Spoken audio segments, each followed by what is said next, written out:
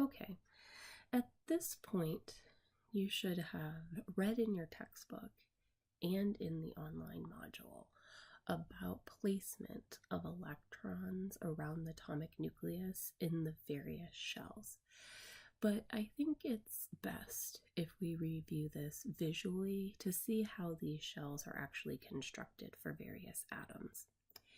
So I thought we would just pick a couple of atoms and work through how to generate these electron configurations, starting with a pretty simple atom of lithium. So lithium has the chemical symbol of Li, and if we look at the periodic table, we can see that the atomic number for lithium is 3, which it means it has 3 protons. And because it is an electrically neutral atom, it also has 3 electrons. And really, that's all I'm concerned about in this particular video is the electrons. We know that protons are in the atomic nucleus. We know that neutrons are in the atomic nucleus. But for this video, I'm not really concerned about the number. What I really want to focus on is the placement of electrons in the shells that make up what we call these electron configurations. All right, now from your reading, you should recognize that the shell closest to the atomic nucleus can hold up to 2 electrons. That's kind of its maximum capacity. And so I am going to designate these electron positions in the inner shell as these open circles. When the circles are open, this means that this electron position is unoccupied, an electron is not placed there. In contrast, when we fill it in, that will represent an occupied electron position. Now I'm putting these electron positions in pairs in the shells, which is kind of a typical approach to generating these electron configurations. All right, so let's look at lithium again. Lithium has 3 electrons.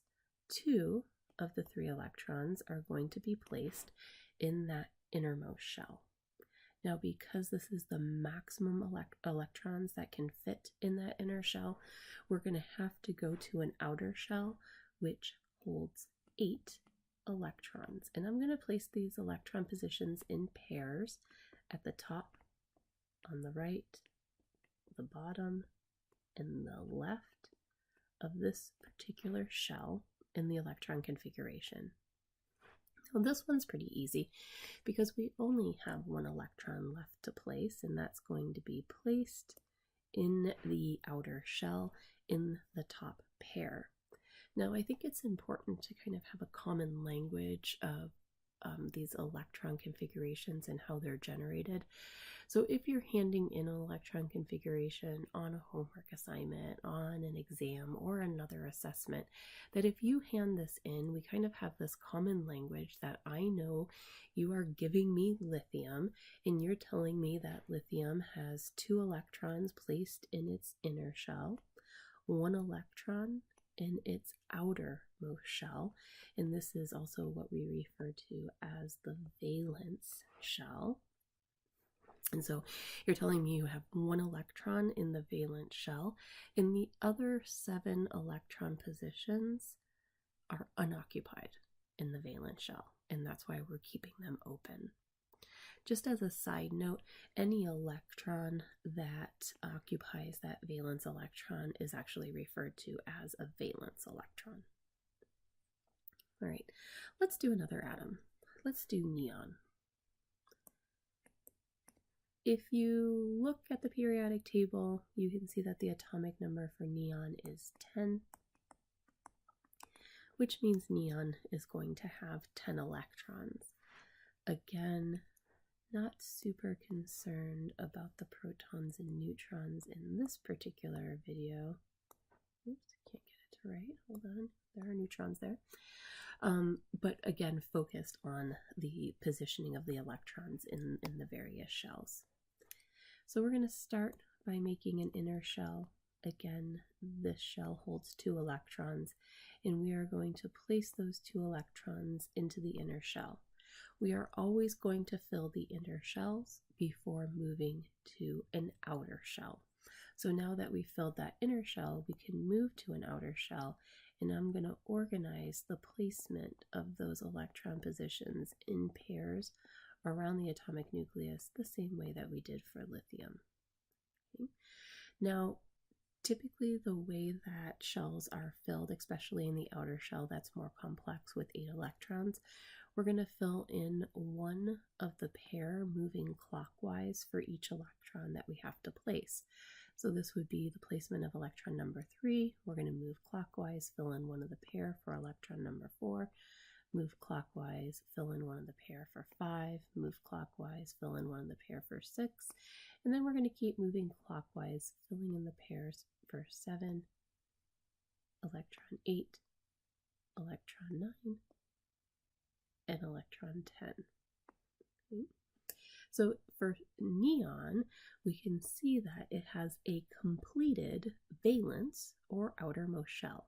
All 8 electron positions in that particular shell are filled.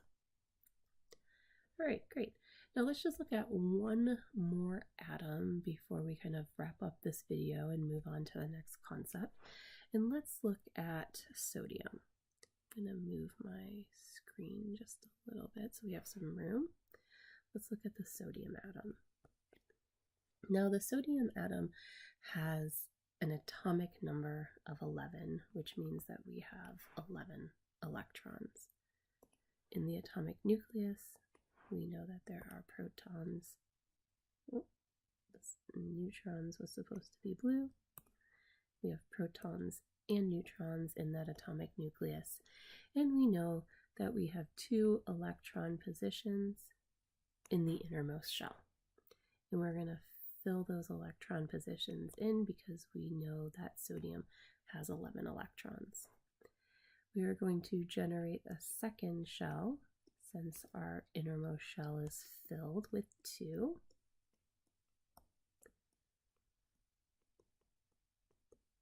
And we're going to fill in that shell with 3, 4, 5, keep moving clockwise, filling in one of the pair, 7, 8, 9,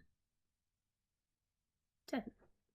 So now we've filled the second shell, but we still have one more electron to place for sodium. So we're going to need a third shell. And this third shell is also going to contain 8 electron positions. I'm going to organize those positions in the same way I have in the previous shells. And this is going to be the valence shell for sodium, that third shell. And for sodium, we just have to place one electron, one valence electron in that valence shell, and our electron configuration is complete. Now, one of the important properties of atoms is their chemical reactivity. And you can determine an atom's chemical reactivity by looking at their valence shells. Atoms that have unoccupied electron positions, so they have unfilled valence shells, are going to be chemically reactive, like lithium. Lithium is going to be chemically reactive. It is going to want to interact with other atoms with the goal of filling the valence shells of all atoms involved. In contrast, neon would be considered non-reactive. Its valence shell is already filled. It has already met its goal of filling the valence shell, so it doesn't have to interact with another atom to do so. If we look at sodium, hopefully you can see that sodium is also a reactive atom. It has unfilled electron positions in its valence shell, and it is going to want to interact with other atoms with the goal of filling all valence shells of all atoms involved. In the next unit, we are going to talk about different ways that atoms can interact to fill their valence shells and ultimately form various types of chemical bonds.